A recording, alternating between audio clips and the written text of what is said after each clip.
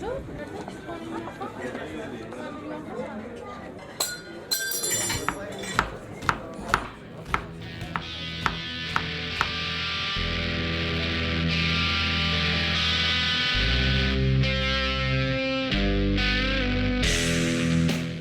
I was just like, this is so surreal. Why none of this makes sense, but it's just what the owner likes. So I really like that idea and wanted to kind of do something similar here, where it's kind of just what I love, but hopefully in enough ways that people want to come here.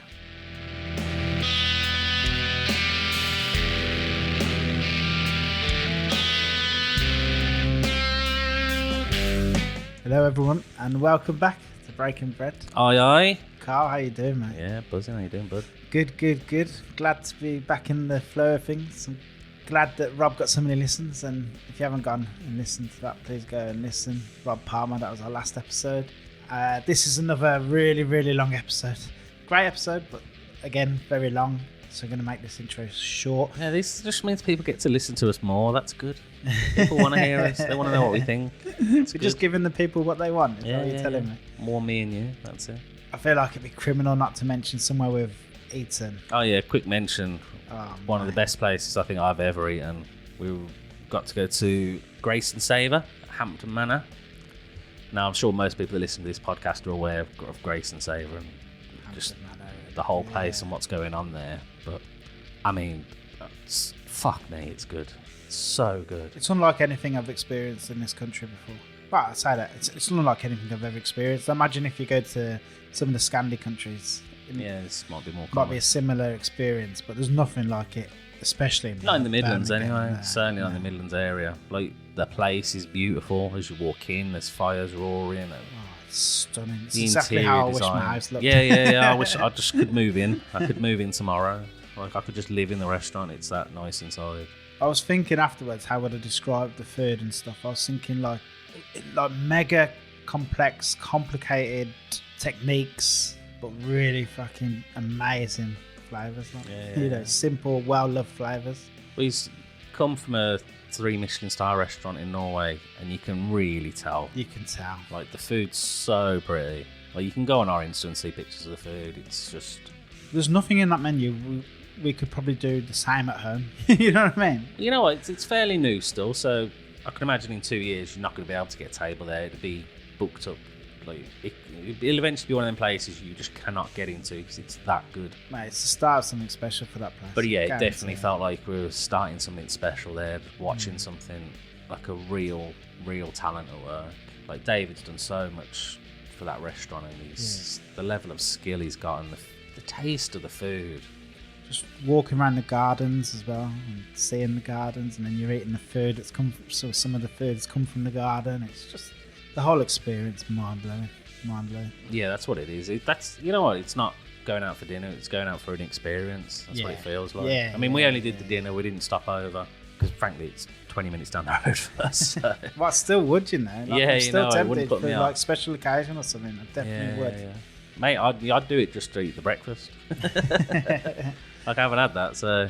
But yeah, some of the food there was, well, not all the food, but some of it was stand out, just unbelievable. Of a class that I'm not used to eating at, and I'm used to eating at high class food. Yeah, as I said, this is really long, so we Yeah, better. there we go. We're gonna end up doing It's a one of whole these podcast short about intros, Grace it's really and long Savour. again.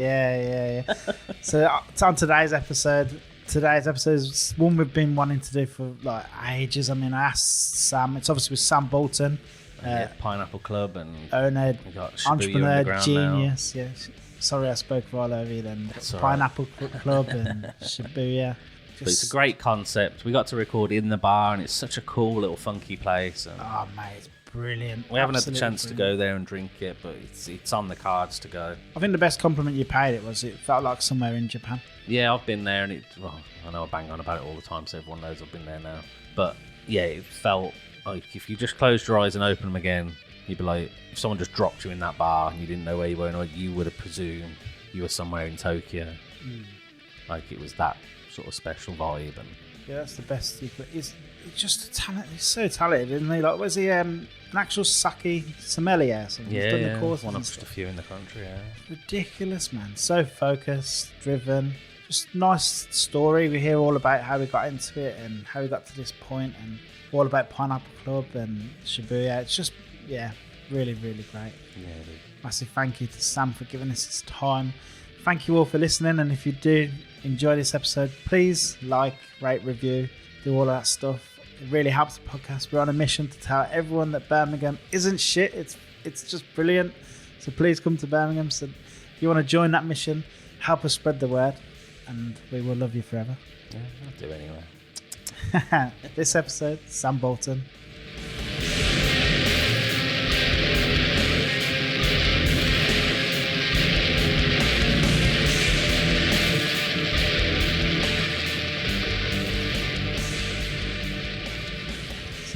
Sam, welcome to the show. How Hello, you doing? thanks for having me. Yeah, so we're at the awesome new bar, Shibuya Underground. Fucking cool place, man. Thank you. Must be happy with it.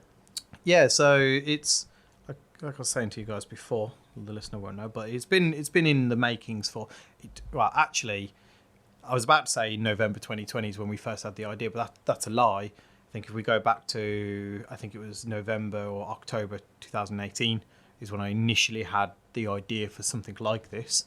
And then it was called the Shibuya Skyline, and I was actually putting a proposal to have a cocktail bar above Digbeth Dining Club at the time when it was in where my Maru is now. There's lots of offices and other areas around there, and I was putting in a similar-ish concept there. It was going to be a lot more lively and, you know, not tasting menu. It was going to be like a la carte kind of stuff. So that was looking back then, and that idea has just been sat with me for years and years and years, waiting for the right place. Obviously, I had the Vanguard, and had I have been to Japan and fully got into the culture as much as I have now, then the Vanguard would have been a Japanese bar, absolutely. Yeah. But I think I'd already laid out the foundations of what that was going to be, started the marketing, and then I went to Japan just before it opened, because I was like, oh, this will be the last time I get to have a big holiday. And then, so yeah, this has been sat with us for, years, the concept. So for those who don't know, by the way, it's a 10-seater, 6-course tasting menu cocktail bar. So 6 courses of either sake or cocktails. So it's going to be strictly booking. You can't just rock up. Yeah, just 10 so people. because of the way it's built, you know, it's the same as like a fine dining restaurant. You can't just turn up and have a tasting menu, really, because there's prep involved. There's, you know, mise en place. There's orders. You know, everything we use is through specialist suppliers. So I can't just nip to a local wholesaler and pick up, you know, bespoke sake that we've had imported and whatnot. So whilst we're working with very good importers and stuff like that, there is an element of logistics involved that's much higher for this concept than it would be for, you know, just a normal bar. So the bookings only, and that's just so we can make sure that we have enough product, because like I said, some of our product is hard to source. Some of the suppliers we're using, they don't bring tons of it in. So if we just 1 week sold 10 times the volume versus a normal week, which would be a lot, but it meant that we'd probably struggle to source and whatnot. So we've decided that bookings only means we can monitor what it is, and then if we see bookings are rising, we can speak to our suppliers. They can work on bringing in more and so on. Whereas if the volume was unpredictable, which to an extent it still is with bookings, but it just helps us monitor what we're doing a bit better. And also means being tasting menu only. If you're a group of 8 lads after the football, one of you likes Japan and you're like, let's go to that new Japanese bar, and you turn up and I'm like, awesome, it's £40 a head, 6 courses, you need to be fairly quiet because it's an intimate venue. They're not going to fully understand the concept. They may have just heard that we're a Japanese bar, and that could be the only reason that they're coming. They may not come for the rest of the experience. It could just be that one little thing, or same for the sake. They could just hear that it's a sake bar and one of them likes it because you went to Japan once or had some at a sushi restaurant. Yeah. So to kind of manage expectations, really, the idea is you have to know who we are. You have to book. You have to, because when you book, we also ask you which menu would you like. Would you like cocktails or sake? So you'll have had to view the menus, make a decision, and then have booked to kind of make sure. So when people arrive, then their expectations are managed for what they were expecting to get, rather than it being a letdown. Yeah. Why Shibuya? So it's full name Shibuya Underground.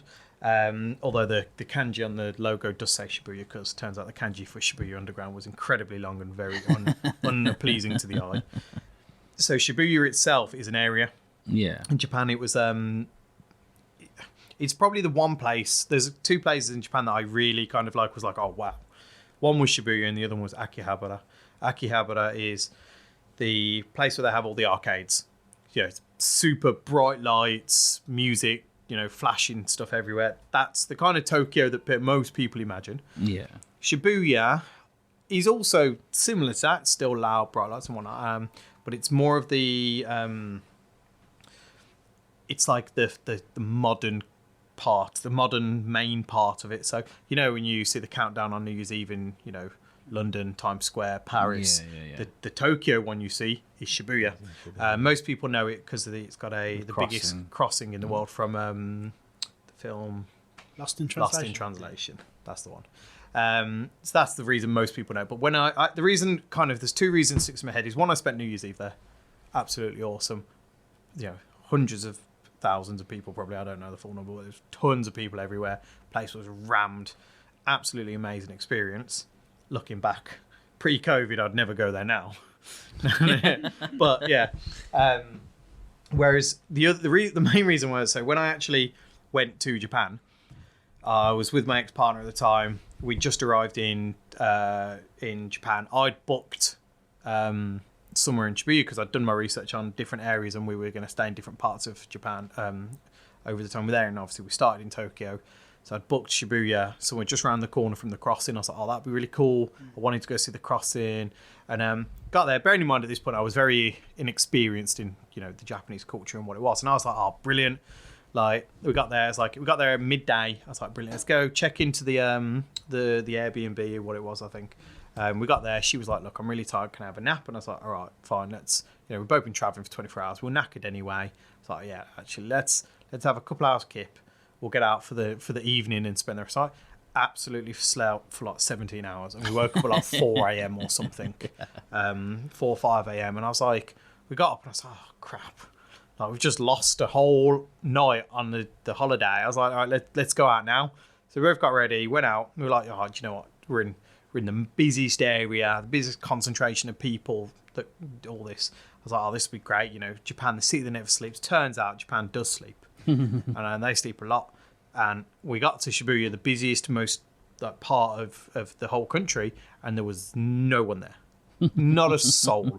Like, you see all these time lapses and B-roll of thousands of people crossing the road, and we got there and there wasn't a soul in sight anywhere to be seen. We ended up finding a 24-hour McDonald's around the corner because it's the only place that was open. That and a 24-hour KFC, which confused me, but Japan.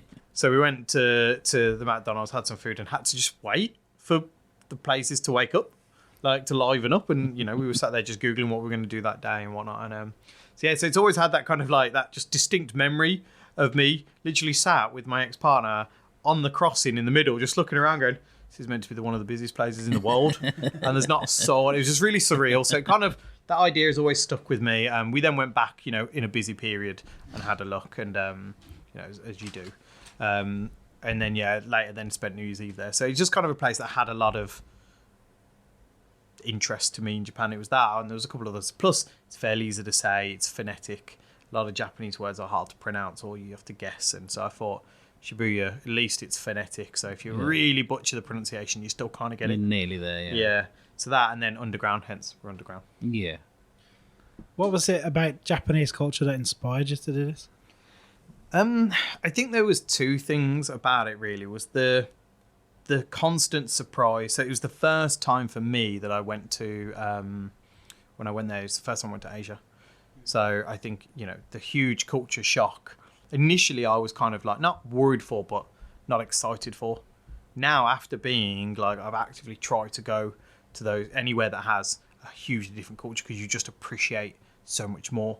And for me, there was that culture shock that was so interesting, like why things developed the way they did. Why do they have square cars versus rounded cars like we have? Why do they have, premium fruit, which is what one of our drinks on the menus themed around, is that whole concept of premium gifting fruit that they have. And, why was it closed off? I'm big into history, so I was like, why was it closed off from the world for so long? I mean, as a kid, I always liked like Samurai Jack and Dragon Ball Z, so I had a affinity for that side of Japan that I didn't really fully appreciate with Japanese until I grew up a bit.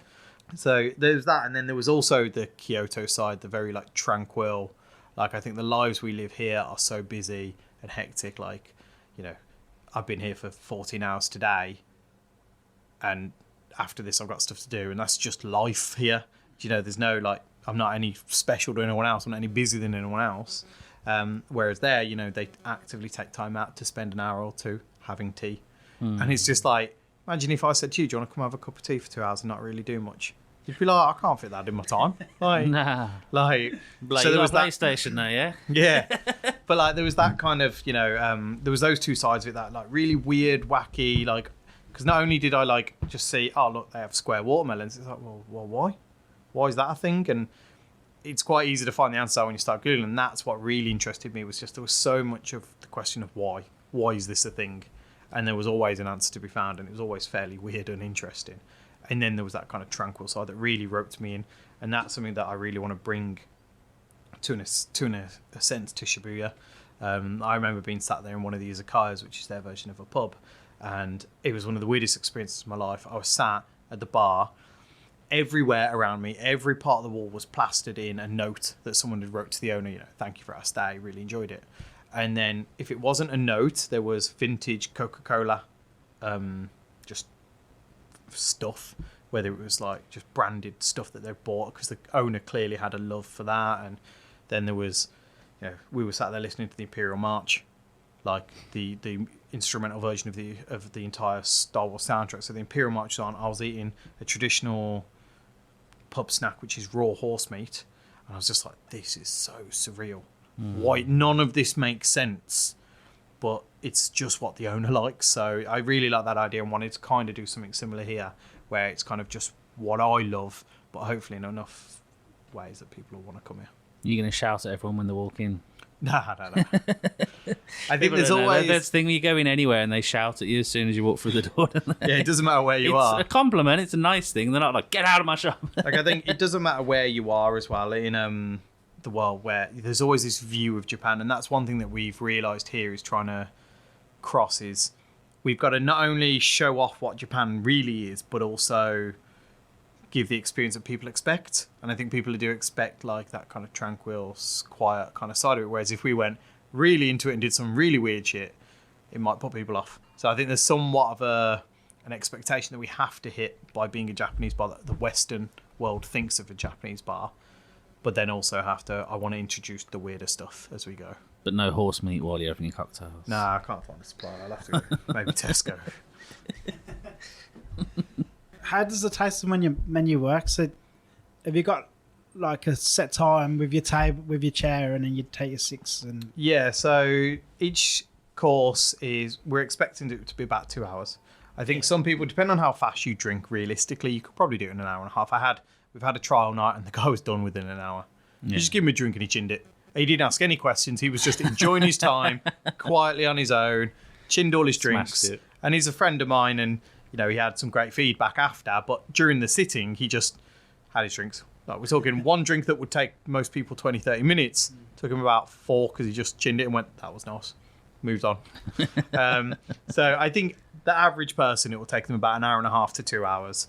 And throughout that, each drink is themed on a different concept or philosophy or theory or just something interesting that we found about Japan. It doesn't have any real structure in that way. Like, some people assumed it was going to be based on Japanese flavors. And whilst we have 2 drinks which are based around a flavor of Japan and something that we really like, there are drinks that have nothing to do with the flavor necessarily. It's more about a philosophy or something historical or, you know, cultural. Does that help when you're coming up with a menu? You've got something to aim the drink at rather than just trying to come up with 6 drinks randomly. Yeah, absolutely. I think a lot of, like, I am more creative when there's more restrictions because you have to do more research. Whereas if you just said make 10 drinks, Yeah, I'd probably end up taking riffs on stuff I'd done before because I'm like, oh well, I've got no restrictions. That drink was nice. I'll just do that, but make some adaptations or put some coconut in that drink that I've already done. Whereas when you put restrictions on and say, no, it needs to be themed around this. So what we did is we all sat down and said, what is it about Japan that we find interesting? And that's where we started, is what do we find interesting? Because if we find it interesting, hopefully other people will too. And And if they don't, we change. Hopefully, they just enjoy the drink.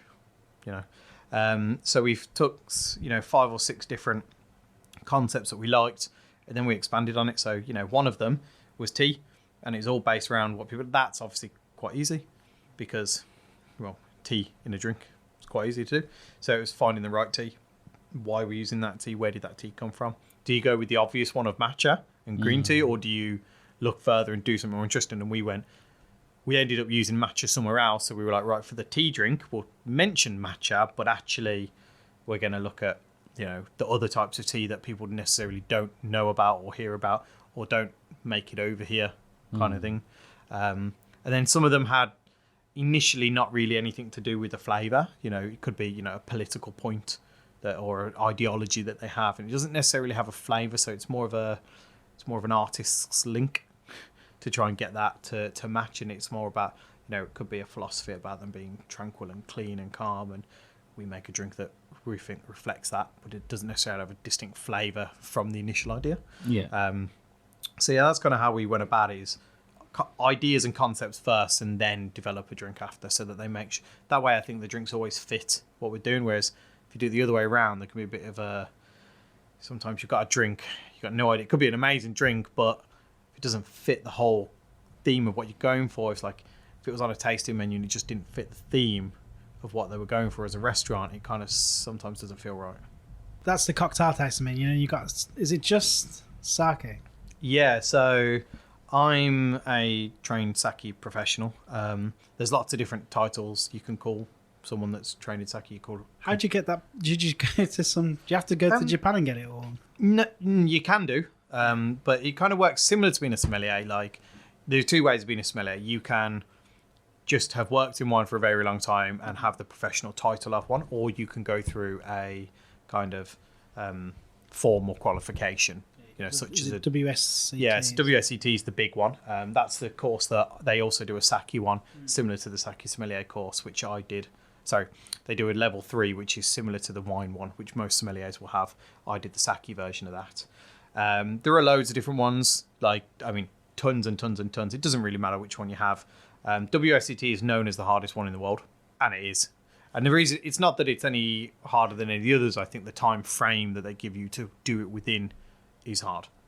So there's loads of different ones. There is a course called a sake sommelier course, but that doesn't necessarily give you any entitlement to the title. It's not a protected term. So if you work in, I work with importers and whatnot, and they don't have the SSA course to be called a sake sommelier, but you would be disingenuous to not call them that title. So I choose sake professional, but that's just because sake is good to be kind of associated with wine in that kind of sommelier style. But I think that there's a lot more into it than just, serving it like a wine. There's a history and a heritage and stuff like that, which you don't tend to get with sommeliers. They're more into the physical drinking and understanding of the wine. At least that's my view of them. Is sake more like a wine or a whiskey? Because I don't drink, so I don't really understand it too much. Like, I'm not really looked into it. Yeah, so definitely more like a wine in that regard. So it's brewed like you would a beer or a wine. You would ferment a wine and you would brew a beer. They use the term brewing, but it's just fermentation. It's normally brewed to a low strength, and then they have the choice to add alcohol in. But I say low strength, but it's not spirit strength. So sake typically comes out somewhere between 15 and 18-ish%. You can get a little bit lower, you can get a little bit higher. Kind of depends on the producer and what they want to do. So it is typically a higher strength than you would get a normal wine, but it's nowhere near the strength. There's no distillation that goes into it to be something more like a whiskey. You don't drink the same volume as you would drink wine anyway. You drink way more. So I think that there's a Western idea of like you have it as shots because they give you that little vase, the little, what would you call it, a tokuri, and a little choco, which is the cup, and you it's a little shot glass is what we view it as, when actually that came from the idea of it's rude in Japan to allow the person you're with to top up the cup that they're drinking from. So my understanding was that kind of cup came from the idea the smaller the cup, the more you would top it up for them, therefore the more polite you were being. So you would have 2 little cups and a vase of sake. I don't know why I keep saying vase rather than jug, but you know what I mean. So you would top it up, but I think here you see a shot glass, so you chin it. Whereas the typical serving measure is 180 ml. So that's 5 mils more than a medium glass of wine. That's the typical serving size, and the typical bottle size is 180 mil. So I can show you one here, actually. Not that it's that's all useful for a podcast. But for those not here, there's a huge bottle in my hands. Yeah. So that's a typical serving vessel. So for those who can't see on the podcast, it's a 1.8 litre. It looks like you've just won like an F1 race. Yeah, it's it looks like a big champagne Not far bottle. off a Magnum. Yeah, like. I don't mean the ice cream either. And that's a typical serving size. Yeah, obviously, they do get smaller and larger bottles. Like they have huge bottles that go up and up and up, same as we do with champagne. Yeah. But they do have those size bottles, and the reason is that's 1.8 liters, but 180 ml is one serving, so that's only 10 servings. So if the three of us were having dinner together, that's only three glasses each. So it's not a lot. And they do like to drink, and 3 glasses of sake, although it's boozier than wine, to them, there's a bottle of wine essentially each, and they'll happily drink that kind of thing. Yeah. Some people obviously will be very drunk. They are known for drinking to excess sometimes. Well, I had no idea. I was there, and I started having it with my breakfast in one play. I went to a sushi place for breakfast, and I was drinking sake. I had no idea the strength. I presumed it was sort of just above beer, like a strong beer type test. And then we were leaving. I was like, I'm feeling a bit pissed out. So I had a similar story when I got there. It's the first proper day after we'd been to Shibuya that morning. We said, right, the first day we're going to go to the Japanese government centre, which has a brilliant viewing point for free to go to. So we'll go do that. On the way there, we walked through a department store, and I was like, oh, these are the ones with all the fancy fruit and all that. Let's just go have a look around. And I found some loads of different soft drinks. I was like, oh, this one looks yuzu flavored. It looks like there's lemon on it. I'm going to assume it's yuzu. So I bought that. Had a sip when I got home later that day. And I was like, oh, that's delicious. I was like, that's really nice. We've been out all day. I was really thirsty. So I pretty much chinned it because I was like, oh, this is perfect. I'm really thirsty. And then about 5-10 minutes later, I was like, oh, my head's spinning here. And I remember saying to my ex, I was like, I think I'm a bit pissed. She was like, what? Like, you haven't had anything to drink all day? Got the can out, and there and behold, it was like 12%, the can. And I had no idea drinking it. And I just chinned a can of this 12% stuff in seconds.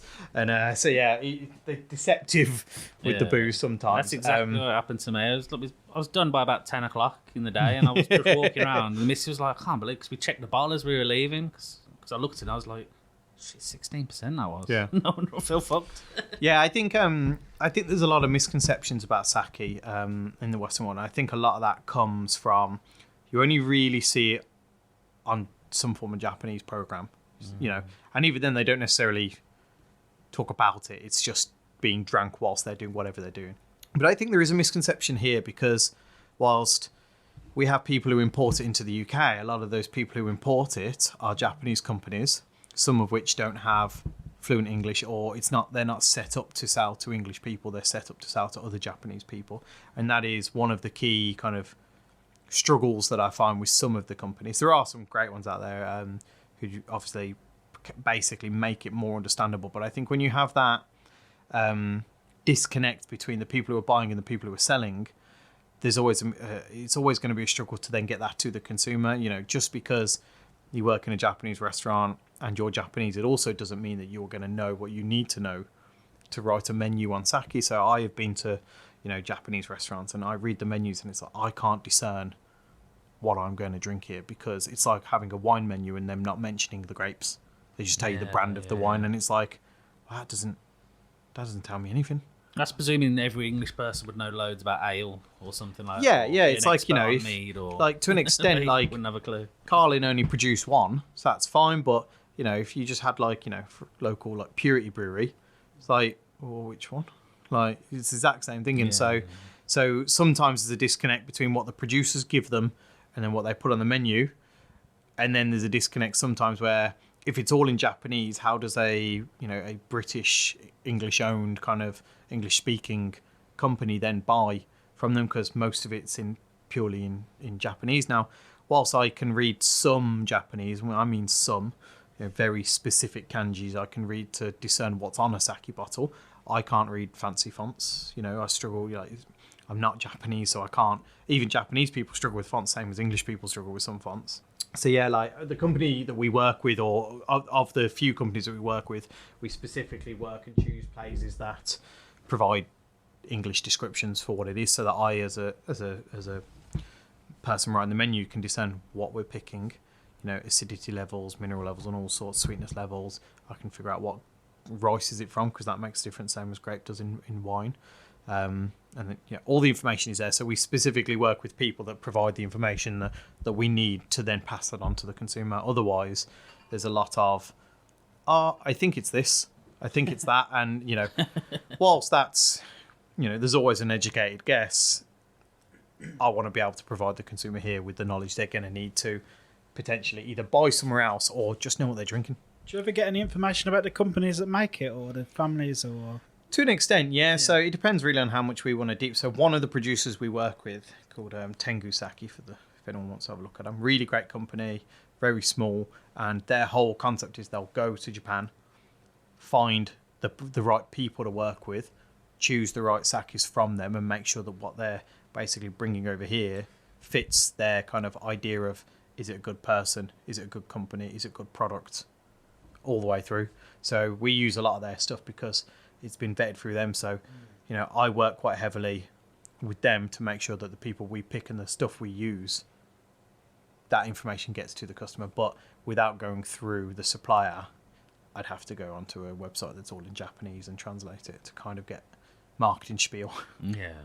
This might be like daft, but like, how different can sake be? Like, can you get like it's mad. completely different flavours of it? And Yeah, so the way I would say that is, if you just picked a sake at random, no idea what you were having, but imagine in the beer term, say you'd never had a beer before, you picked one at random, and that one that you picked was Guinness. That's the only beer you'd ever had. And you picked a Guinness up, drank it, and gone, all right, that must be like all beer. That's the same in the sake world, really.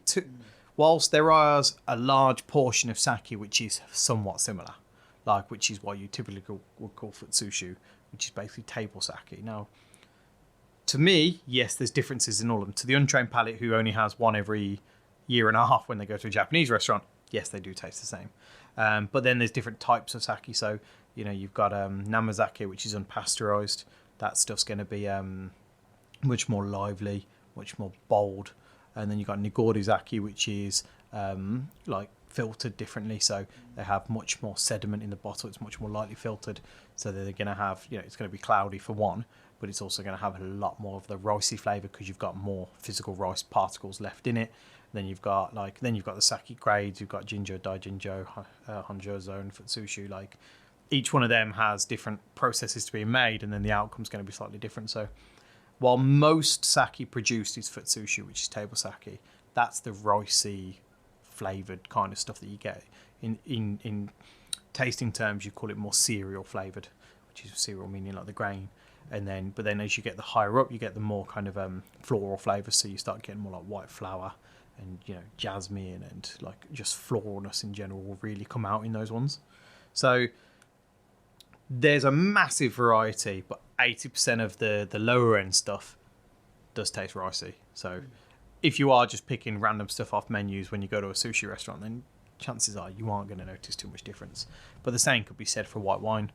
If you only have white wine once a year and weren't a white wine drinker and didn't really know anything about grapes and just picked one of your house white at a random restaurant, you're going to think the same about white wine. So you don't just have this place. You've before this, you've had Vanguard, and obviously, we haven't referenced it, but you've got a Pineapple Club as well. I was going to say, we've kind of done this backwards. Normally we start at the beginning, but we were that excited about this place. We were like, let's just get into this place. But I know. It's hard not to. It's so cool. How did you get into hospitality, Sam? It was the first people who would hire me when I was 17. It was my first job. I worked at TGI Fridays on the Hagley Road, which was my first step in the door. I was collecting glasses and bussing tables. And I got sacked for being a bit of a loudmouth and basically not accepting policies and things that I thought was bullshit. Am I allowed to swear on this? Yeah. That's all you fucking like. But yeah, so there was just dodgy stuff being done, not from TGI Fridays as a company. They're actually really good and a great employer. However, some of the people who worked there at the time were dodgy as hell and arseholes. So I called it out. I got sacked pretty much instantly. So that was my first foot in the door of hospitality. And then it wasn't until I went to university, and I was maybe 3 weeks at uni, barely been there, and I was on a date with a girl who I'd recently met, and I was like, where the fuck do I take her? I don't even know the city. Where'd you go on a date? And I was like, right. So I did what only thing I knew to do. I was like, well, at least I know TGI Fridays is okay. Like, we're students, so it was probably really good to us back then. But I was like, right, at least I know there's one in the town and it's not going to be horrendous, rather than going somewhere that was going to be, extremely expensive. While we were there, I mentioned that I used to work here. We got really drunk, and she just basically told the bartender, he's looking for a job. He's worked in TGI Fridays for years. That was a lie. I'd worked there for like 4, 5, 6 months maybe at most. And the guy just like, oh, really? Like, do you want a job? We're looking for a bartender. And I was like, oh, I didn't work on the bar. I was just the bar back. Like, I just did all the other. And he was like, brilliant. Better than nothing. And the next minute he come back, and he'd gone off the bar, and he come back and he was like, you got an interview tomorrow morning at 9 a.m. if you want it. And I was trolled at this point, and obviously knew that I'd been sacked from the company as well for being a loudmouth. So I thought, screw it. I was like, what's going to happen? I turn up and they say, sorry, you've been sacked from me before. And I was like, I'll just turn up anyway. Turned up. Turns out, I didn't know this for years. Turns out the manager had already found my reference, found out I'd been sacked, and thought, wow, he just didn't see it as a problem. He was just like, I'll make my own decisions rather than someone else's. So he just saw it as a young kid being sacked from anywhere. He's like, oh, I'll take a chance. So he took a chance on me, and I really respect him for that, because I did not know at the time. I thought I'd been a mastermind and hid this. So I had my interview. I'd been offered a trial shift. Obviously, because I knew somewhat of the company before, my trial shift went really well, because I knew the procedures are all the same. Worked for them for years. Actually did horrendous on the bar. Really badly, because I was doing uni, and I just didn't have the time or effort or energy to like learn the specs and the cocktail. So I did really bad. And then the manager said, look, you're not doing that great. Let's find something easier that fits around uni a bit better for you. So I went on to their door department, so greeting and seating kind of thing. Did really well at that. A couple of years later, ended up winning best in the company for that, or best department for that. And admittedly, it was an easy job. You just have to make sure you greet and see people. Like, there was more intricacies to it than that, but yeah, it wasn't that hard.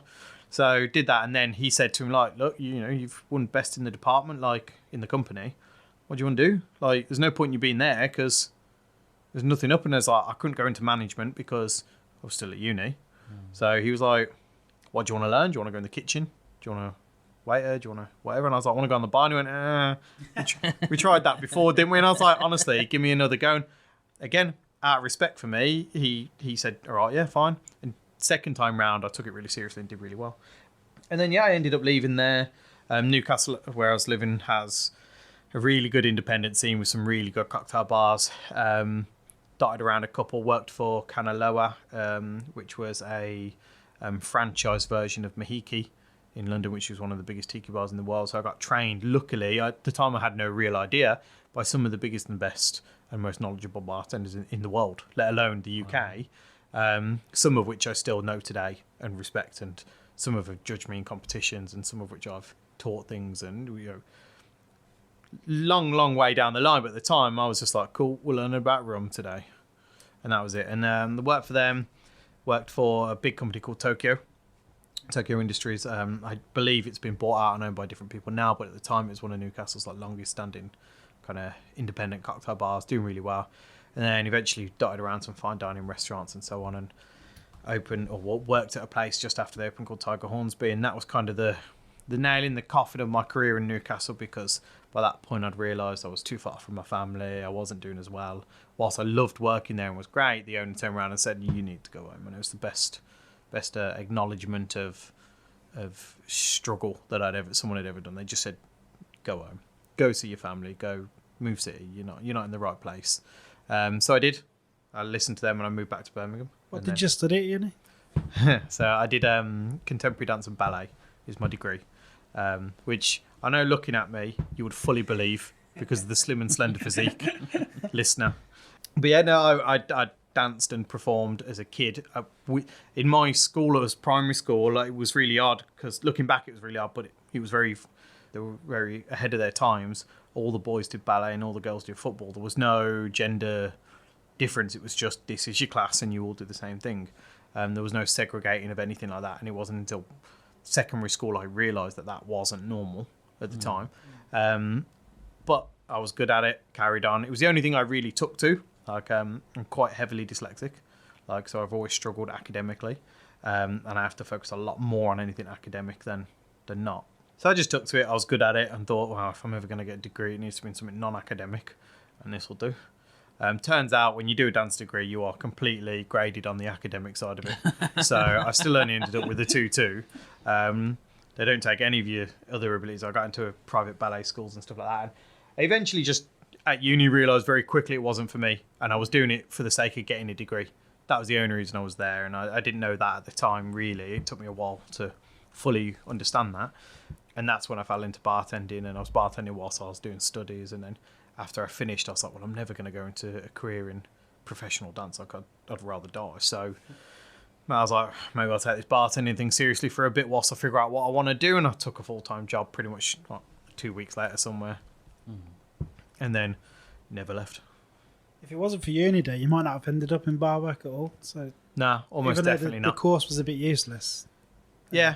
I think like there's definitely Still like got you where you were going. Yeah, there's definitely like always a consequence to decisions, and I think that whilst at the time I probably had thought, oh, this is a waste, I'll just do this bartending thing, but like you said, I probably would never have applied because like I lived in Hales Owen, which is a town just out of Birmingham, and there aren't any bars around there, so I definitely wouldn't have. If it had been in a bar, it would have been in a pub, so I definitely wouldn't have been where I am now without it. How big was it going to like the more serious independent bars where there were full-time bartenders, cocktail makers, and that was their actual career? It wasn't like they were doing that on the side. That was their whole... Because, you know, a lot of the time now, bartending's not seen as a proper career, which is really fucking annoying.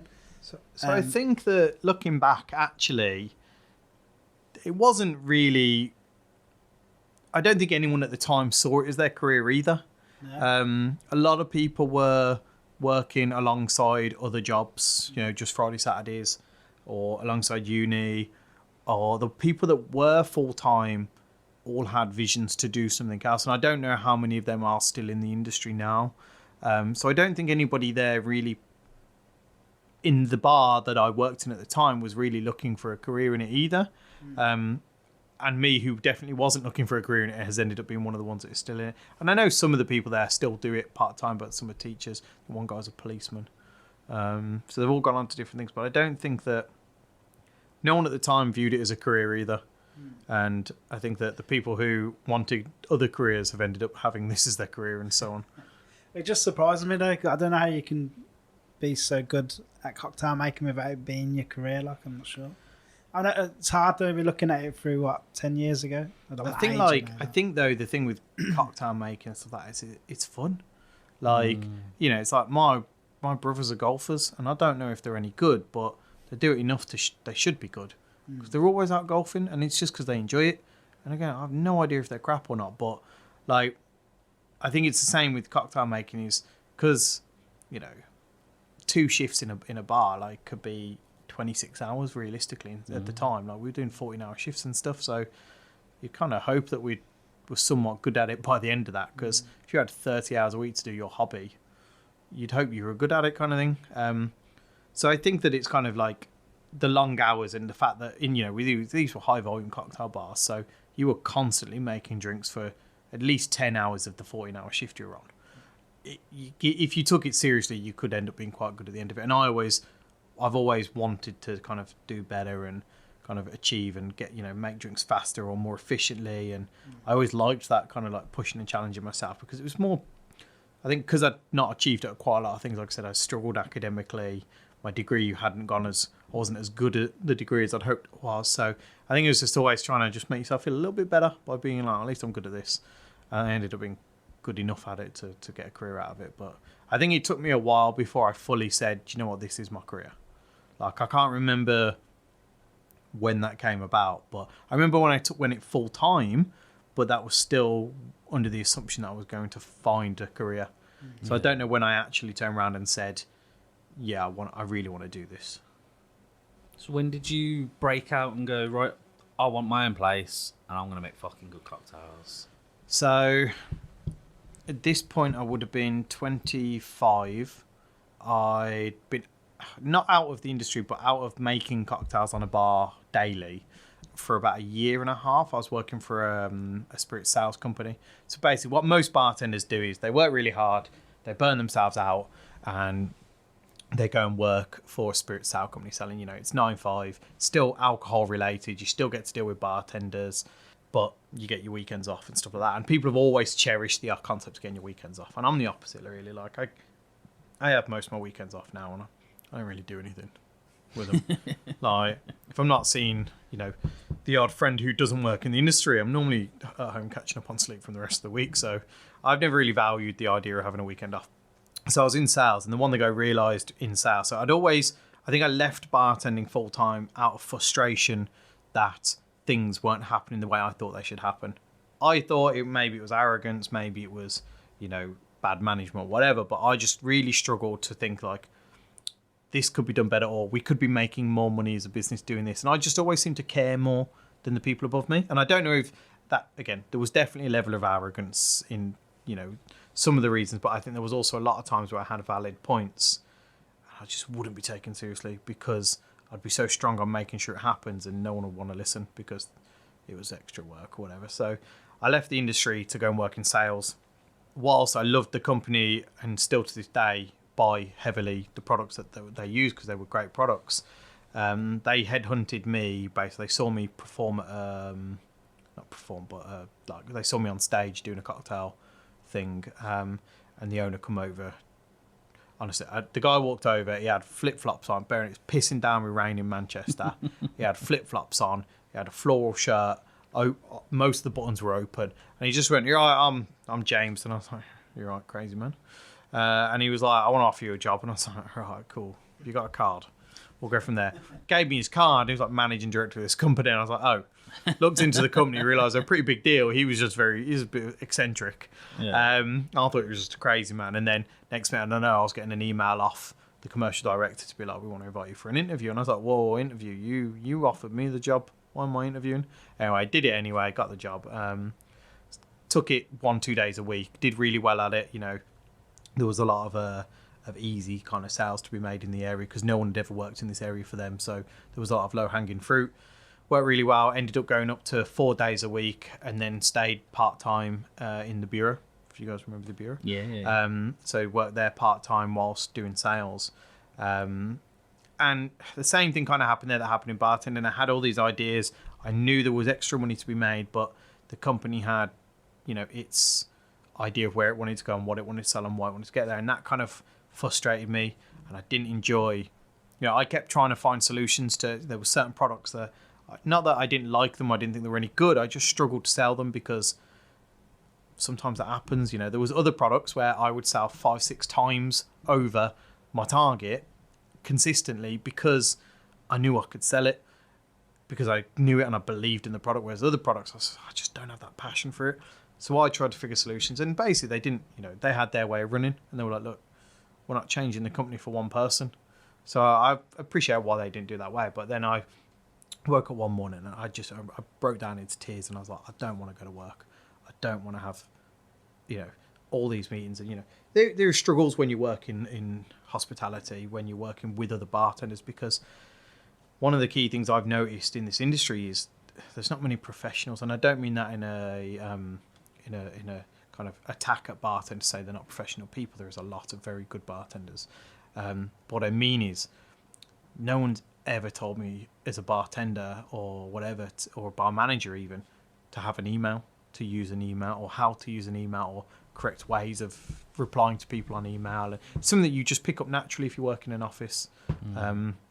In this industry, it's just not done, and that's why a lot of the sales people have to be a bit more brash. They have to just turn up, because they can email you 10-15 times and people will just ignore you.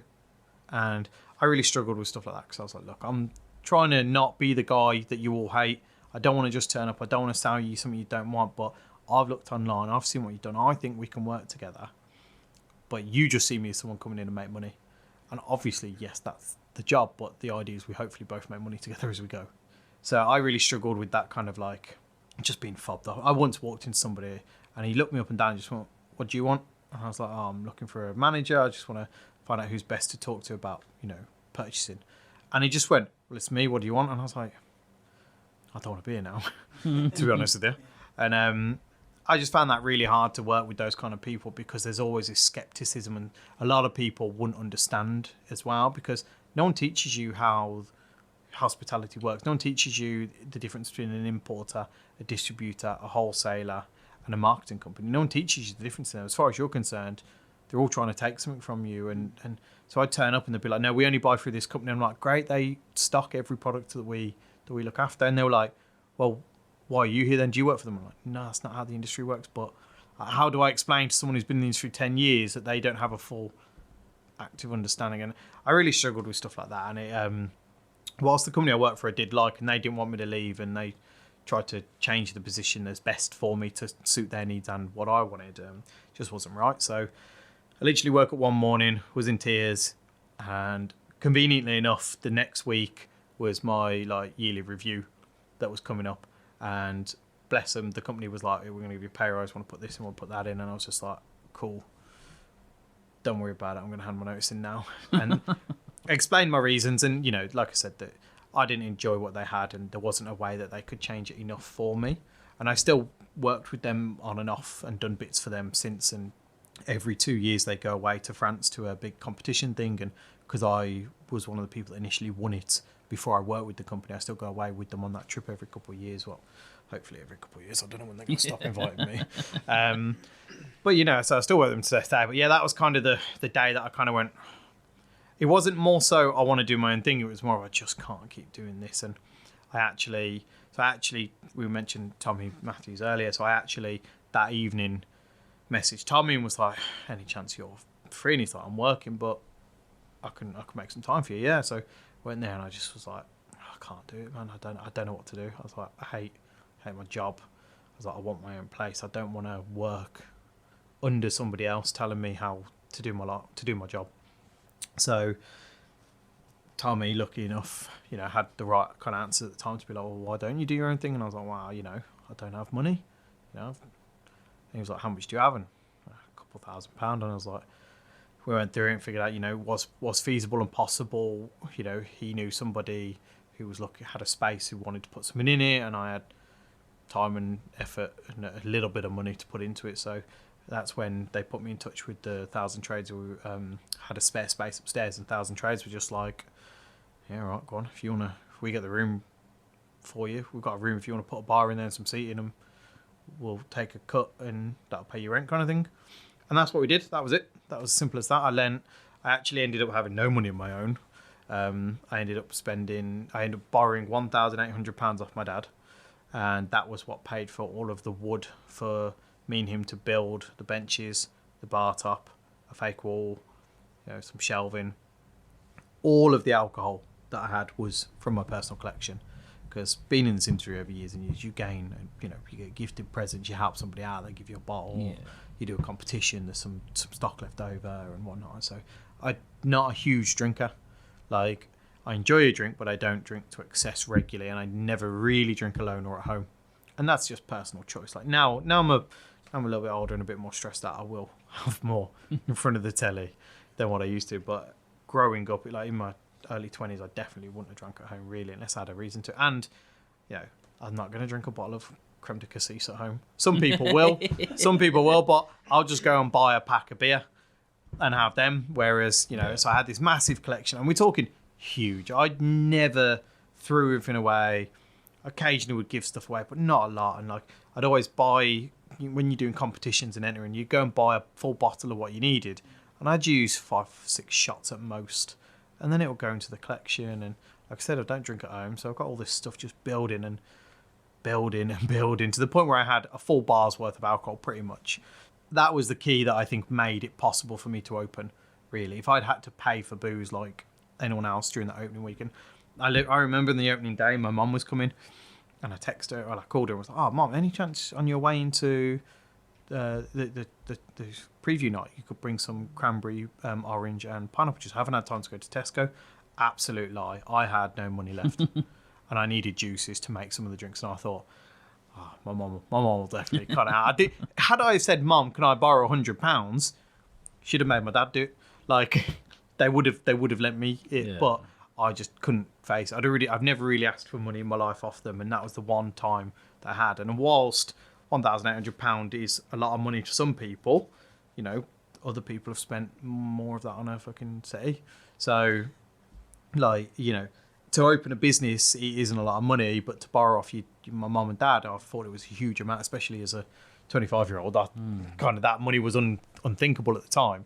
To look back and think, Jesus Christ, we opened a bar on 1,800 quid is mental. But I mean, we begged and borrowed and didn't steal, but basically felt like we were. You know, we took old pallets to make the benches out of. I got a sink unit from a friend. I got a fridge from a pub which was being redone. The old owners were just chucking everything away, so they gave me a big stainless steel unit and a fridge, which I've still got the fridge to this day upstairs. Cool. It will never die. But yeah, we begged, borrowed and stealed, and that's kind of how that bar opened. Yeah, literally, I remember every week I was doing the stock. Basically, the menu was changing daily because whilst I had lots of booze, I didn't have 6 bottles of vodka. I had 1 bottle of Smirnoff, a third of a bottle of Grey Goose, you know, a large bottle of Belvedere or whatever it was like. So every day I was reprinting the menu from my home printer because I didn't have anything else, with new drinks that I was developing that morning with what stock I had. So I'd literally have some of them I'd only have 6 of because that was all that one of the ingredients was going to run out. So I'd do what I could to, you know, if 2 ingredients were similar, I'd blend them and then make the drink, and whatever I could do to kind of prolong the menu's length. But literally for the first month, I think the menu changed every day we were open.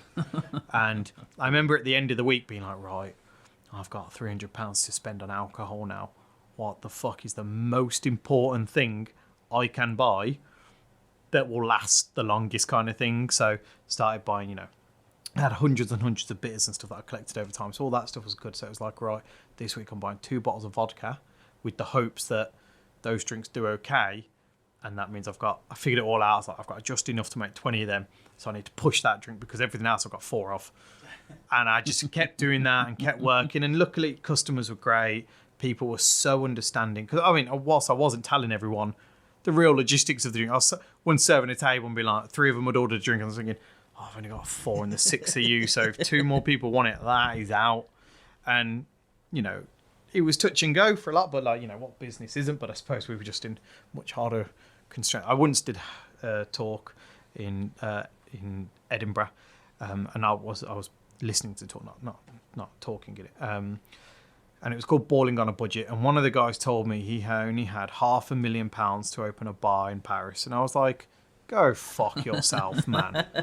£500,000 is all you had." I'm like, I don't care where you are, man. Doesn't matter how. Yeah, like, that's enough. So I could only afford a custom marble top. Oh. So I had to ask my mum to bring cranberry juice in so I could make a cosmopolitan. And I was just like, the world difference is the thing. And anyway, so that's how it happened. And my immediate focus was pay my dad back. So whilst I was quite lucky at the time, like I said, I was still, I was working a couple of, like, I wouldn't say consultancy, but it was more like odd jobs here and there for other people that was kind of just paying my way. And my partner at the time had been really understanding. You know, I said to her, look, I may not be able to pay any rent.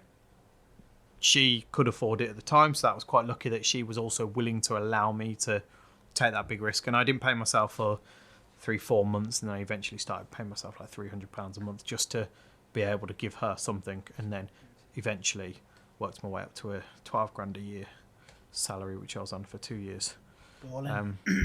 Yeah. Like, anyone who owns their own business will know exactly why it was about. I think it was 11 grand at the time because that was the tax threshold, which so many people start paying themselves on. But it took time to get there. And, you know, I was lucky that I had people around me that, you know, my ex-partner was like, look, if you can't make any money, I'll fund it. And she then also ended up coming in on her days off to work, because if somebody couldn't be there, it meant, well, I'd rather her be there because I don't have to pay her. So, you know, looking back, whilst we're not together anymore, there was some upsides to the relationship. It's fair to say you had a bit of trouble working for people in every role that you had on this journey to there. So now you've got Vanguard and you're your own boss. So you got to do everything your own way, and everything was great and everything was successful, and you made loads of money. Yeah, that's the end. Is that how it went? Yeah. What was your favourite failure, man? What went wrong and you thought, fucking, this could be it? But then now you look back and think, I'm glad I went through that then, because now I'm somewhere else. And I wouldn't say that. That still happens now. There are still things that happen now where I'm like, that was a mess up. You know, do you know the one thing I've noticed is why big companies spend big money on certain stuff, ice machines. Yeah, I must have spent in the past couple of years so much money on second-hand ice machines because I never wanted to take the dive into buying a brand new good one that had a warranty. That you know, I just wouldn't spend it. And there was looking times, and my business partner. So I've got a business partner who's been my best friend. I say business partner. For the first 2 years, he was my best mate who did the accounts because he's a trained accountant. And his words were, this business is never going to make money. I'm just doing it to support you. Is genuinely what he said to me. Now, that's different. Now, I think he's glad that he got involved. But it was true at the time. Like, he only came on board because I was like, I don't fucking know how to do accounts. And I had a best mate who was a trained accountant. Although, funny enough, he's a trained accountant, but he's never done bookkeeping. So he was like, oh, we need to get a bookkeeper. And I'm like, no, you're an accountant. That's your job. So he had to learn that as well. So he always says, like, sometimes spending a little bit more saves you a lot. Yeah. And I've never really rung that any truer because the amount of money I have spent on crap that I really thought I needed or was good or wanted that has just proven to be a waste of time. And it still happens now sometimes. I'm a lot better at picking those times and moments, but sometimes I just wish that I'd fucking spent a little bit more. Even this week, I bought a brand new dehydrator from a company that I know provides shite products. 6 weeks later, it had broken. So this week, I've had to buy a brand new dehydrator and spend more than I originally spent on the brand that I should have got then. Had I have done that, I'd be 200 and something quid in pocket than now. So I'm still struggling with that myself. I know they're crap, and I've now said I'll never do it again, but I guarantee in 6 weeks I'll buy a table off them or something. Yeah. I'll have 3 legs. But yeah, so I'm trying to think of something in particular that was like a big failure. I think, I wouldn't say there was like a decision that I made that was a big failure. There was lots of decisions that I made that became a failure, but I think the one thing that really sticks out was, whilst I'm very good at making drinks and, you know, somewhat to managing people and the kind of the bar side of it, it was more just realizing like business is not about drinks. It's not about the, you know, to an extent, yes, the product screams volumes, but if there's so much more into it, marketing, I didn't have a clue, man. And I never thought I gave a shit. I was like, I don't need to do any of that. Like, you know, I didn't know what a press release was, didn't know how to write one. Like I said, I'm not a very academic person, so that has been the biggest curve for me, was learning how to market, what people want to see, what people care about. And like now here, so since opening the Pineapple Club, I have those kind of big mottos that people will forgive a bad drink, but they'll never forgive bad service. And that's something that I don't know if I heard that of someone else. It's probably a really famous quote that I'm ripping off as my own. I don't know. I don't remember where I heard that or learned that, or if I dreamt it up one night. But that was something I never used to understand. I was just like, no, good drinks will bring people in, because you pay £9 for a good cocktail. That's what you come for. And actually, it's just the opposite, man. People like a nice setting and a nice drink, but they want to have fun with who they're with. It's very rare that, obviously there are people that do go out there specifically. You know, one of my best friends, he just wouldn't leave the bar. He used to come on his own, sit at the bar top, and he would literally not leave until I said, we're closed now, you need to leave. And he specifically come for good drinks. But 99% of people that came used to come because they were having a catch up with their friend, or, you know, on a first date or whatever it was. And I think it took me a long time to really realise that the product is only one small portion of the puzzle. It's not the be all and end all. And I think that took me a long time to realise marketing, customer service, nice finishing touches. I never used to put any nice finishing touches into the venue because I was like, who gives a shit? I don't care. Who cares if there's flowers there? Who cares if there's candle on the windowsill? And like, it took me a while at the Vanguard to slowly introduce them and realise, and money somewhat played an aspect. I think if I'd had thousands of pounds at the beginning, yeah, I probably would have bought more candle holders and cushions and pillows and stuff, but I never cared. So I think it took a while for me to realise that those things do matter and that there's more than just the product. Well, that's really kicked in at Pineapple Club, because that's like all like, it's beautiful, it's social media friendly, it's stunning place. So Drinks are good. The Pineapple Club was I don't remember when we decided to do that. So what happened is, I don't know how truthful I should be, but the Vanguard worked on a profit share. So the landlord, the pub below me, had a spare room. For those who don't know and never been, the landlord was a pub. They had in their kind of their attic space, essentially they had a staircase put in so they could use it for customers, and they would take a portion of my turnover. So every week I'd send them my reports, and they would take a portion of what we had made, and they used to take 25%. So for every £10 they took £2.50, and then from my money and profit as a company there was VAT and so on. So it really ate into everything. It was 25% of the turnover, not profit. So it made it really hard, and they wanted to put in a flat rate, and they wanted to put in the rate that was equivalent to the rent for the entire building, which I don't think they realised I had figured out quite easily, because I was like, that's a very specific figure. And then instantly, without any issues, realised, that's the rent they pay.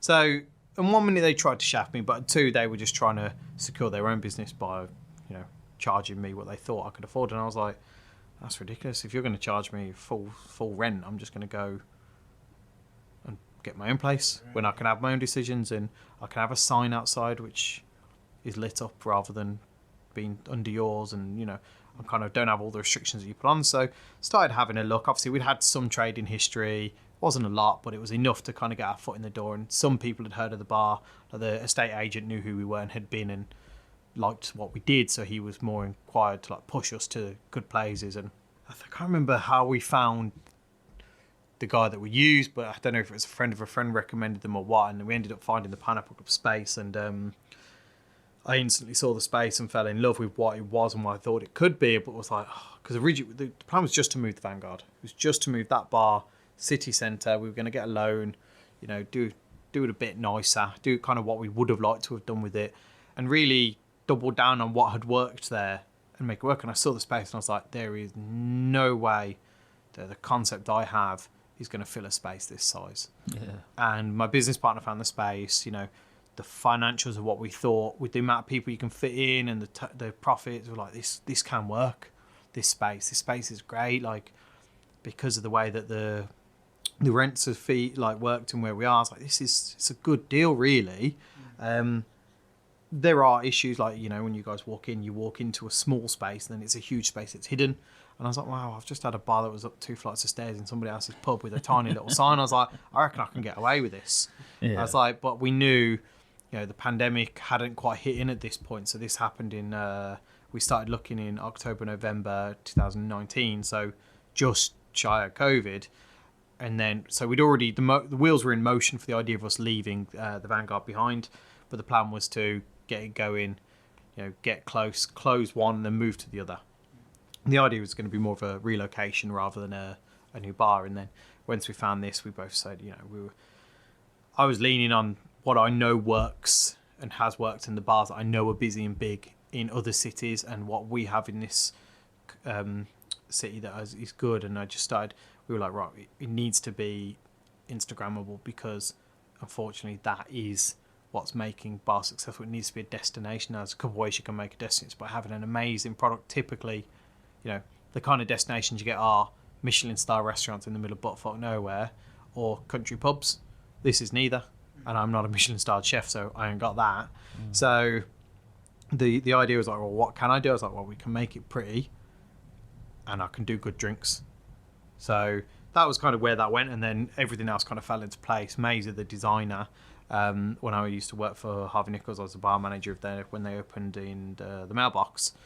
Maisie worked in their designs department, so I'd seen since then she'd grown a massive Instagram following, did loads of home decor stuff, and I was like, so I just gave her a message and was like, any chance you want to design a bar? She was like, what do you mean? I was like, well, let's meet up. Met up for a coffee, showed her the venue, showed her what I thought, and she was like, yeah, I can do this. And went from then, it was her first big project, so she gave us a much cheaper deal than what she's now. And we just followed Maisie, didn't we? It wasn't Zoe told us to follow Maisie. Zoe got onto. Yeah, so Maisie's fantastic. She just understands what we had in mind and where we wanted to go. And there was a couple of things that she also understood budgets and that we aren't a massive company with tons of money. Luckily for us, the COVID loans and that kind of all fell in, so it kind of became a bit less, a bit more risk-free than it was going to be beforehand. And but then also we were signed in the middle of a pandemic, so that kind of has and still is playing a huge lag on where we should be and want to be. So yeah, so that's kind of how we kind of got to the Pineapple Club's ideas. It's just we knew we had a big venue or big-ish venue that needed to turn people in. We're like, well, what's the one way with the skills that we have we can get people to turn up? And that's by making, look at the Alchemist and the Botanist. Like, the idea was these flamboyant cocktails. Like, well, we can do that, but it needs to be more than that now. And yeah, they actually have to taste good as well. Well, yeah, but also Instagrammable venues are one of the reasons that people are drawn to them. And so Maisie was said, look, it needs to be pretty. It needs to be something that people are going to want to take a photo in. And I think she nailed that for the budgets and the stuff that we had at the time. I think she really nailed it. And then the quality had to match the customer's expectation. But like I said earlier, like a lot of what we do is providing the atmosphere and the location for them to have a good time in, rather than bringing them in because they've heard we do amazing cocktails. I think it's now a bit of both, as people are realising there's more to us than just a pretty venue, such as like the top 50 list that we were in and stuff like that. Yeah, I was going to bring that up. That's a big list to get on, because not many places in Birmingham got on it. No, so 2 in Birmingham that got onto the list, and another one that kind of got like a special kind of newcomer nomination award. And that yeah, was your old. Yeah, so that was the old location. Yeah, which is weird. So I think that there's 2 elements of the way people can look at a bar like this. They can see a pretty bar and they just naturally assume that everything else is shite, because there are, not to name names, a lot of chains that are purely style over substance. Obviously, being in cocktails for almost 15 years, like I obviously wanted to make sure the product stood up to the venue, because like I said previously to this, it'd always been product first, everything else second. And this time around, I was just like, I don't think I had finally come to terms with that wasn't right, and it needed to be everything else first, and the product had to match that, not the other way around. And I think that a lot of these chains, they struggle because there's 60 sites, and how do you make it consistent and stuff like that. So they have those issues, whereas we don't. I can make it consistent because I've only got 6 team members, like bartenders. So to make that happen the way that I thought it should, I think it's easier to be a smaller team. And sorry, one of the elephants is coming down the stairs. So I think the way that we kind of went about this was to give people a reason to come, which was the prettiness, the Instagram, and then we wanted to make sure that product stood out. And I think that's partly why we've become so busy, and is because whilst we've got that drag to pull people in, what we offer then is good. It's price competitive to everywhere else in the city centre. By price competitive, I mean we're generally cheaper. Like, we pour good stuff. We have knowledgeable team members. Like, me and the general manager and the bar manager, there's always one of us here.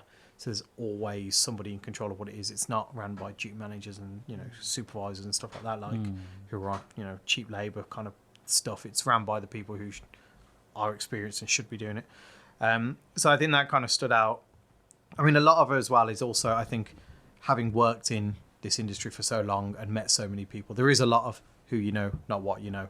And that is definitely true. So I think that a lot of where Birmingham is, not saying that it's all accredited to me, but me and other people have built Birmingham to the point where now these kind of awards are looking at Birmingham, whereas typically 5 years ago, there wasn't a chance they were looking at Birmingham. With the exception of a few awards in a few places, since the Jekyll and Hyde won Best Gin Menu or whatever, there hasn't really been much offered to the city.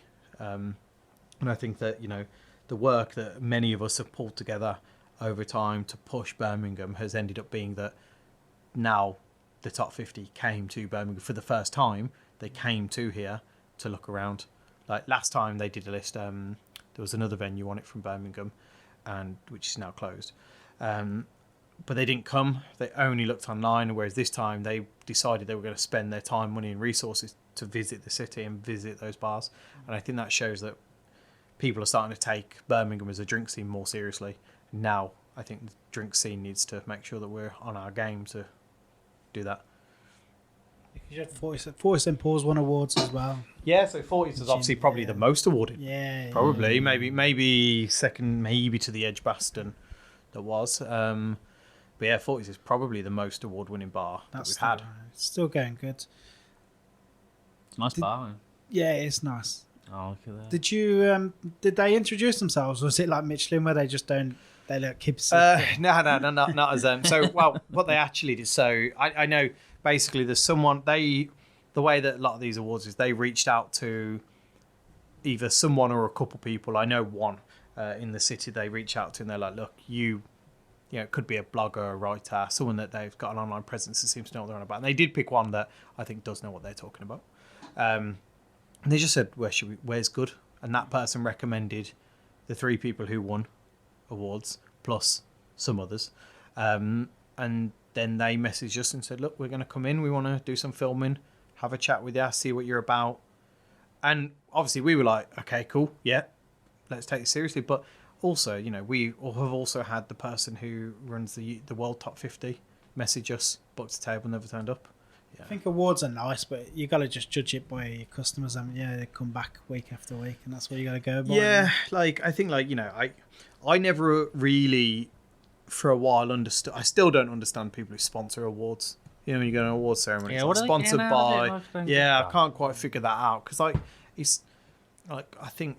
Again, I'm not a marketing expert, and everything I've learned and what I understand of marketing is through trial and error that we've done. And like half of it is just having something to say. You know, you can open a great bar, but if it's a great bar that's the first one to do something, all of a sudden it's perceived as better or different and more interesting, so it gets more, you know, gets more attention.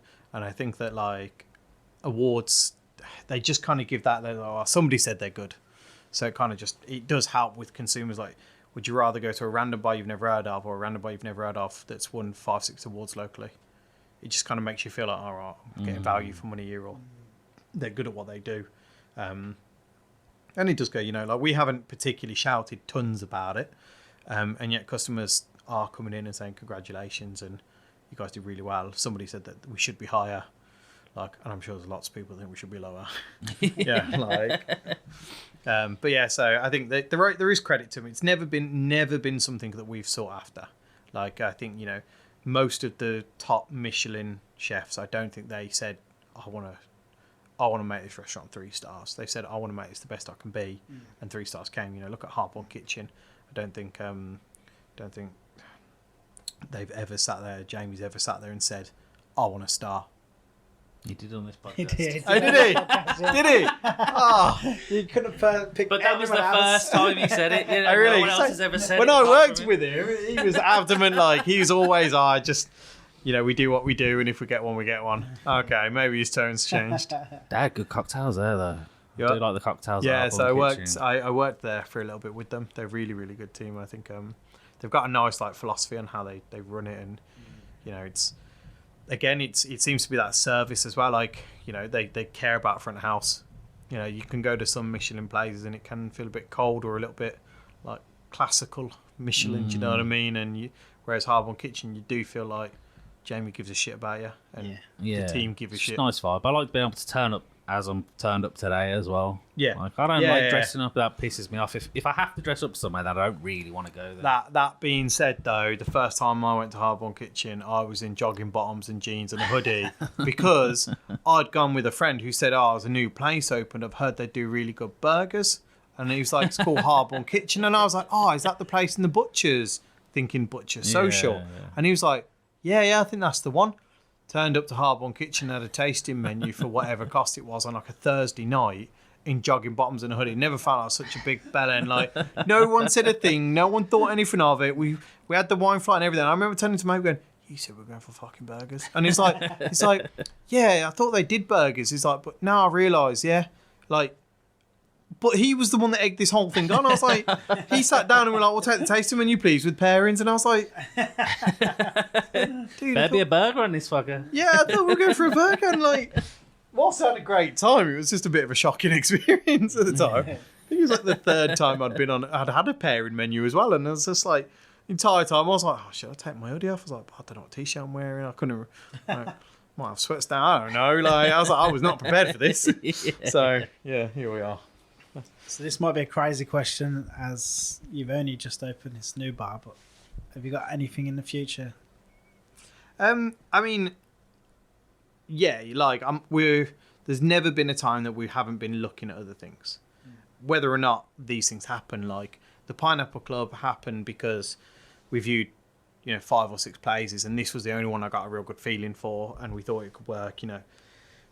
We had a landlord recently message us and say, hey, we like what you do, we've got a space nearby, do you want to look at it? We looked at it, it's viable, and then the conversation changed slightly, and we were like, actually, no, this doesn't fit what we want anymore. So I don't think, whilst we're not looking massively to expand, because we're still expanding here, when we opened we had 6 staff members, now we've got 18, and there's still plenty for us to grow. There's still daytime trade that's not there because of the office workers not being around. There's still evenings we want to get busy. There's still offers and things we want to trial and implement. That's still down here. So whilst right now there's nothing on the cards, it only takes one little thing for somebody to say, oh, I've got a space, do you want to look at it? And me go, I can make some money here before we do it. Because I'll never I know there are some people in business who have a 10-year plan, and I don't. And I have a friend who has a 10-year plan, and I just disagree with the whole concept of that. Like, how do you know where you're going to be in 10 years? Mm-hmm. What do you do for the past 2 years? Do you not include them in your plan, or do you say you're behind, or do you say you're where you should have been 2 years ago? How do you judge this, and how do you be reactive? I think part of business is about being reactive. There are lots of people in businesses who things change around them, they don't change. So I don't know where we're going to be in 2 years. I don't know if this bar's going to still be. It could fail. It could be that this was the best thing we ever did, and we've sold it and moved on to bigger and better things, or the opposite, we're clinging on to something that's not working. I don't know. But I think I'll always try to be reactive with what's going on around us. And if someone gives us an offer, and like I said, for instance, this year at Christmas, we did the Independent Market Festival, and it was a massive risk. It cost a lot of money to be in, and it was a lot of risk that we took on board for an independent. And whilst we made some money, it definitely didn't make the money it should have. And a lot of that was pandemic, and a lot of that was, but we tried it, and now we know next year when we do it, we know we'll make money from it, because it can't really get worse than it did this year. So we'll always trial and react to stuff around us, whether that means we'll get somewhere with it. I don't know. But so I wouldn't say there's nothing in the works now, but it doesn't mean that in 3 days that I could be telling you something different. I could be actually, a guy come in and he owns an office block and he wants me to put in a bar in the top floor. And all of a sudden I'm opening a new venue just because of that. Do you know what I mean? If the opportunity is there, I will take it seriously and try and figure it out. I'm not going to say no to something because it doesn't fit into a arbitrary plan that I don't have. Any more plans to make your own spirits? Because we had the very limited edition BHX Gin Town and the Babat Town. So yes, that was kind of a lockdown. So I don't know how much you guys know. So when we had the Vanguard, that was a cocktail bar and meadery for the people who don't know, and meadery meaning the alcohol made out of honey. That was something I fell into. It was never a plan. The real reason that happened was because when I was working for with the pub was the landlord, part of their requirements was you can't sell beer and wine because they're a natural wine and craft beer pub. And I was like, how the fuck do you open a bar that doesn't sell beer and wine? Because no matter, yes, we're a cocktail bar, but there's always one person in the room that's going to want a beer, and if you say no to that one person, you alienate them, and you're never going to go out with your mates and then sit there and be like, oh, there's nothing I can drink. So you're going to leave, and that did happen multiple times. So the concept was, what can I put in place so that I have because I don't want to throw my landlord and business associates under a bus, essentially, by saying, oh, I'd like to, but they won't allow me. And they didn't want to allow it because they were trying to protect their own assets. So I was like, what can I do to negate this? And that was putting in mead, because mead has things that are like wine and like beer. And I thought, at least then I've got something to say to customers who want a beer and say, we don't have that because we focus on this. And I honestly thought it'd last a couple of weeks, disappear, and they would go, oh yeah, you're not stealing our clientele. Of course you can have a bottle of Peroni in the fridge. And it didn't. The mead went really, really well. And I think that's partly because if I'm going to do something, I want to do it right.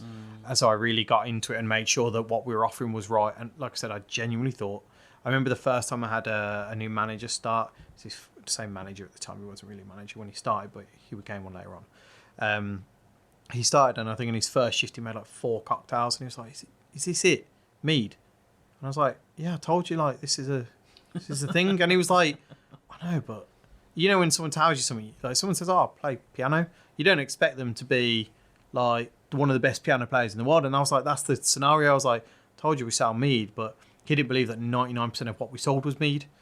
And he actually managed to kind of balance it out with the cocktails by putting in a mead cocktail menu, and the people who were coming for the mead could then choose both. And so I hadn't really thought of that at the time. I don't know why. Seems really simple looking back, but here we are. So yeah, whilst we were there anyway, we launched our own mead. That's where this was all going. We launched our own mead. It was produced by someone else to a recipe that we developed with them. They were the production site, and then we kind of owned up and sold the brand and made that. And during lockdown, we decided when we opened the Pineapple Club that whilst I enjoyed mead and had a history in it, no one else in this company did. You know, the Vanguard was gone. The person who had all the people who had worked with me at the Vanguard had moved on and out of the industry and whatnot. So that kind of left me with a brand that no one gave a shit about other than me, and me with no time to really focus on it. So we actively decided, right, we're going to sell out with what we've got left, and then we're not going to produce any more, and we're done. And then all the team were like, "Oh, but it's a shame you've got a whole company set up to produce stuff." And I was like, "Yeah, but because we were having that made by someone else, I was like, we don't have control of the product."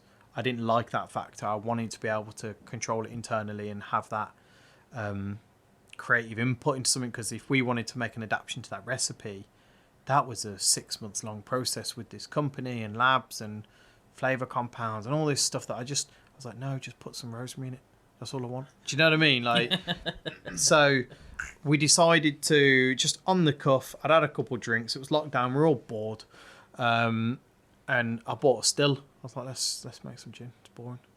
We're all bored. Let's make some gin. So I bought a still, just honestly off the cuff. Somebody said that'd be cool, and I was like, oh, cool. And then like 10 minutes later, I was like, drunk. I was like, I just bought a still. They're like, what? And I was like, just off Amazon. And it's like 15 litre, not massive, but way bigger than what you'd have for a home still. Oh, I just bought them. Sounds like you can get them on Amazon. So I bought one. And like I said, I'd had a few.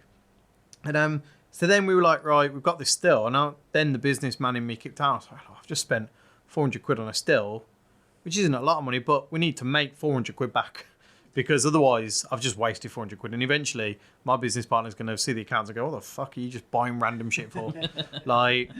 So that's where the first run of BHX Gin came in. So we worked with a producer who's been producing, because you can't just pick up a still and go. Like, there is a certain level of skill that is required for it. So we worked with Dr. Eames, who owns the West Midlands Gin Distillery, or West Midlands Distillery anyway. He helped finalise a recipe. We did some work. He helped produce some of it, and then we finished it in-house with our still, because our stills were too small to do the run size that we needed. So we relaunched BHX Gin just as a one-off, and we had no idea how it was going to go. It sold out pretty quickly. And then we reopened in May, and we just got far too busy to, like, in this time, this was still in lockdown. We had plenty of time, and we had a day to fill, bottle, do whatever. We had loads of time because all of us were just bored. So then when we reopened, it kind of went quiet for a long time because it was just too busy. And then I eventually was like, look, we've still got this here. Like, we need to do something. And then Amy, About Town, was in, and we were just chatting, and she was like, oh, because I helped, like, she works on our social media with us, and we were helping her kind of figure out where she's going to go and what she's going to do.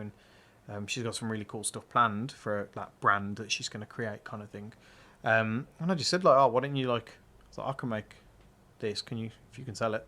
And it sounded really simple at the time. It's just like, you've got a massive audience that want to buy stuff from you, and I've got the ability to make a product but no time to do the marketing. I was like, it just makes sense to do a collaboration, and not the kind of collaboration that social media influencers normally do, where it's like, do you want to collab, and they take a free meal and post about it. Yeah, we don't do that. But whereas a genuine business partnership where she branded it, she sold it to her customers, and we did the labour stuff of it, because that's what is easy for us. And it worked really well. So yes, there's a lot more to come. So right now we've got the BHX Gin part of it, which we've got 5 gin liqueurs, and we do a bottomless brunch gin thing here because that works for our clientele. At one point we were in the midst of an absinthe we were making out. We were also trying a komi soshu, which is like a Japanese distilled rice alcohol. We were doing our own version of that. Some of them got canned pretty early on because we made them. It's delicious. We did the pricing on it, realised it was just horrendously. One product was going to be 200 quid a bottle. Wow. Just to do what we wanted, and we were like, yeah, it's probably only 3 people in the world who may buy this, so we're not going to do it. Because it was just silly, like some of the stuff we've tried. But part of me stepping away, so I've now stepped away from making drinks permanently, and that's partly to focus on VHX Labs, which is the name of the other company. The plans to do some more gins. We're going to be hopefully working with other people. We're looking at doing some gins with local theatres to kind of really shout about Birmingham's quality and stuff like that. And then we're just going to look at other stuff like vermouth, absinthe, kind of more products that require more kind of like time and thought and effort than gin. Gin was just kind of the easy entry level thing that we wanted to have a go at, to kind of figure out if it can make some money and if we can create a brand.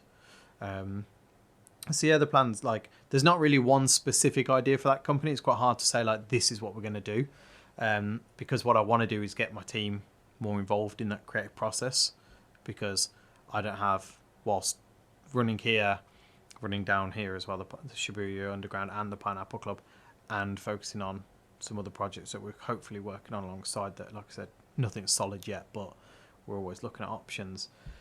The idea is to create things that we think are cool and we think people may want, and then like one of the bartenders really wanted to do an absinthe, so we had it all kind of in the process of being developed, and then they decided they got an opportunity to move to Dubai, so they've moved, and that idea moved with them because no one else cared to really go through it. So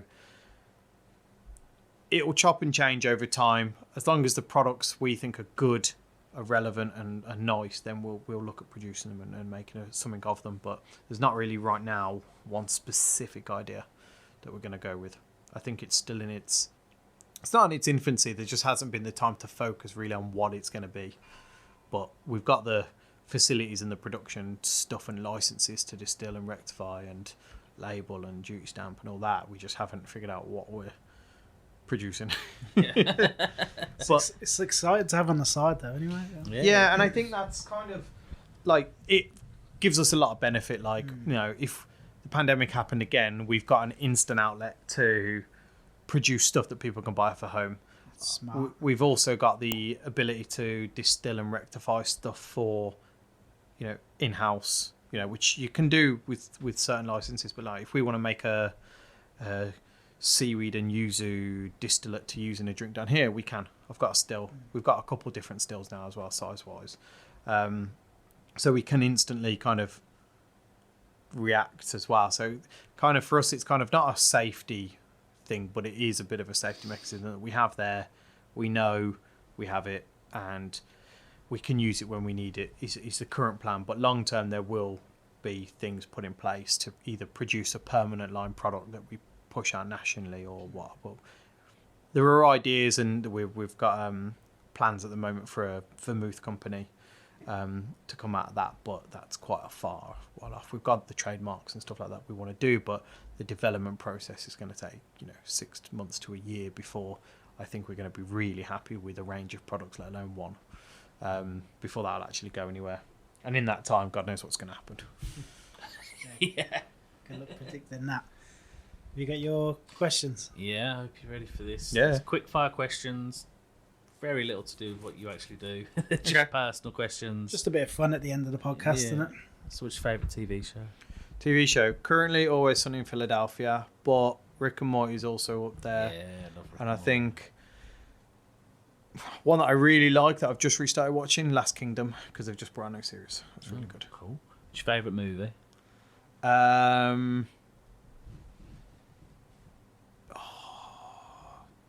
Pass. Okay. Your favourite band or artist? Was a huge fan of Avicii for a very long time. Swedish House Mafia. I think this is just because that's what I used to listen to at uni. Yeah. Favourite song specifically though is, oh mate, why has it gone out of my head? The Way You Make Me Feel by Daryl and Hall. No, John Notes. Yeah. Oh, you can have that. What's your favourite? And this is specific to the bowl. What's your favourite spirit? So I think I would have gone probably rum initially, and like when I was younger. But I think over time that's changed. And now, right now, if I was to pick something to drink and enjoy, spirit-wise, would be soju, which is a Japanese thing that we're going to be specialising on downstairs. Cool.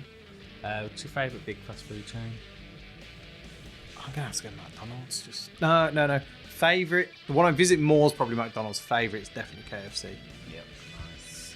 What's your favourite takeaway? Chinese. That's probably the only one I didn't have to think about. It's the only one I ever get. What's the best cocktail destination in the world that you've been to? Specifically for cocktails in the world, Barcelona, actually. Whilst there's not tons of good cocktail bars, some of the ones that are there are the best in the world, but their drinking culture in general there is really good. Is that us? That's us. Thank you very much. No, you're welcome. Yeah, really appreciate Thank your you for time, having me. Sam, and love going through your story. Like, it's massive, man. Probably could have just done a part 2 where we just chatted about other stuff. Like. Yeah, really grateful to have you on, man. Appreciate it. No, you're right. Thank you for having me. Cheers, Sam.